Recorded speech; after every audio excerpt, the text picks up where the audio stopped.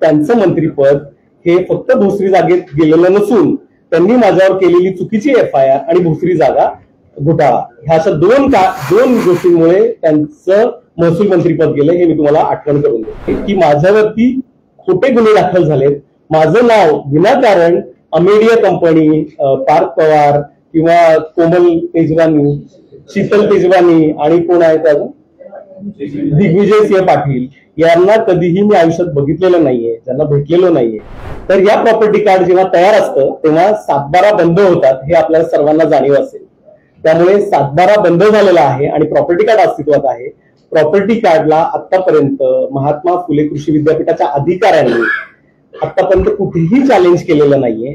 ते फक्त चौकात येऊन आमची जागा आहे असं म्हणजे त्यांच्या बळाचा चुकीचा वापर करून आरडाओरडा करतात.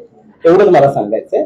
त्यानंतर म्हणजे तेव्हाचे जे महसूल मंत्री होते त्यांनी स्वतः फोन करून आणि स्वतः सांगून याच्यामध्ये राहू दे त्यांनी स्वतः सांगून माझ्यावरती FIR केली. त्यावेळेस FIR केली.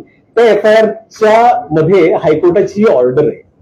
मी याची पण कॉपी तुम्हाला दिली आहे. या हायकोर्टाच्या ऑर्डरमध्ये चुकीचा वापर, स्वतःच्या पदाचा चुकीचा वापर करून माझ्यावरती FIR केली आहे अशी याच्यामध्ये नोंद आहे. आणि त्यांचं मंत्रीपद हे फक्त भोसरी जागेत गेलेलं नसून त्यांनी माझ्यावर केलेली चुकीची FIR आणि भोसरी जागा घोटाळा ह्या अशा दोन गोष्टींमुळे त्यांचं महसूल मंत्रीपद गेलं हे मी तुम्हाला आठवण करून देतो. तर सद्यस्थितीमध्ये मी तुम्हाला इतक्या ऑर्डर दाखवल्या.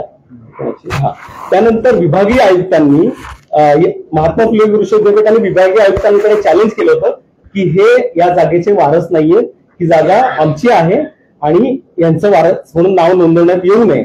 तर विभागीय आयुक्तांनी त्याचा निर्णय दिलाय आणि यांचं वारस कायम केलेला आहे. त्या निर्णय म्हणजे बघा आतापर्यंत जवळजवळ मी तुम्हाला 5 निर्णय सांगितले जे आमच्या फेवरमध्ये आहेत. म्हणजे ज्यांनी यांच्या फेवरमध्ये निर्णय दिले, आमच्या फेवरमध्ये निर्णय दिले, त्यांच्या सगळ्यांवरतीच सध्या प्रशासनाला FIR करावी लागेल असं दिसतं.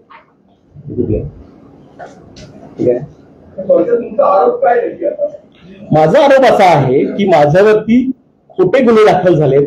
माझं नाव विनाकारण अमेडिया कंपनी, पार्थ पवार किंवा कोमल तेजवानी, शीतल तेजवानी आणि कोण आहेत अजून दिग्विजय सिंह पाटील यांना कधीही मी आयुष्यात बघितलेलं नाहीये, त्यांना भेटलेलो नाहीये. यांना कधीच माझा काही संबंध नाही, आर्थिक 1 रुपयाचाही संबंध नाही. त्यांच्यामुळे नाहक माझ्यावरती आरोप झालाय. माझी इमेज खराब झाली आहे. मी एक व्यावसायिक आहे, बांधकाम व्यावसायिक आहे. माझं कारण नसताना सगळीकडे माझी इमेज खराब झाली आहे जी मला डेव्हलप करायला गेली. मी 25-30 वर्ष दिवस रात्र कष्ट करतो. मी शून्यातून आलेलो आहे इथपर्यंत. माझा आता परत मला इथून पुढे मला माझी इमेज, माझ्यावर कोण विश्वास ठेवेल मार्केटमध्ये? सगळ्यांना वाटेल हा फ्रॉड आहे. कारण सगळीकडे असं छापून आलं की मी क्रिमिनल आहे, मी फ्रॉड आहे, मी सरकारची जागा हडप करतो. तसं नाहीये. माझ्या जागेवरती मी जर सिक्युरिटी लावली आहे, तिथे मला PMPML ला हँडओव्हर करायची जागा. PMPML मला पत्र पाठवलंय की आम्हाला जागेची गरज आहे, आमच्या बस रस्त्यावर पार्क राहतात, आम्हाला पार्किंगसाठी जागा पाहिजे. तिथे जर मी माझ्या जागेवरती सिक्युरिटी लावली तर मी कसं ट्रेसपासर असू शकतो? वेळेस जे मला कधी भाडं देत नाही, ज्यांनी जागा संपादन केलेली नाहीये ते ट्रेसपासर आहेत ना. फक्त ते सरकार म्हणजे महात्मा फुलेंचं नाव घेऊन त्यांच्या नावाचा पण गैरवापर करून ह्या माझ्यावरती प्रशासनावरती दबाव आणतात आणि काही महसूल अधिकारी महसूल मंत्र्यांना पण मिसगाईड करतात. वेळेस महसूल खात्याकडे या जागेची केसच चालू नाही शकत, कारण या टायटल अँड टेन्युअर सर्टिफिकेट मध्ये क्लिअर म्हटलंय की तुम्हाला दिवाणी न्यायालयात जावं लागेल.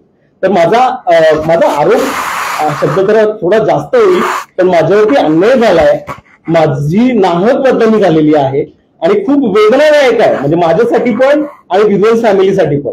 कारण रस्त्यावर फिरताना तुम्हाला लोक बघतात अरे हा फ्रॉड माणूस आहे म्हणून.